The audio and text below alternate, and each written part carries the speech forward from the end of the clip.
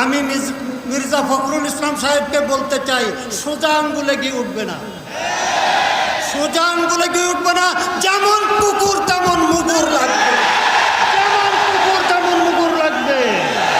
প্রয়োজনে অসহযোগ আন্দোলন, প্রয়োজনে প্রয়োজনে গোটা দেশকে অবরোধ, গ্রামগঞ্জ থেকে নিয়ে শহর বন্দর রাজধানীকে অবরোধ করে এই সরকারকে টেনে হিচড়ে ক্ষমতা থেকে নামাতে হবে। স্বাধীনতার পর থেকে দীর্ঘ 52 বৎসরের ইতিহাস, লুণ্ঠনের ইতিহাস, রাষ্ট্রীয় সম্পদ লুটে পুটে খাওয়ার ইতিহাস। যে যায় লঙ্কা সেই হয় হনুমান।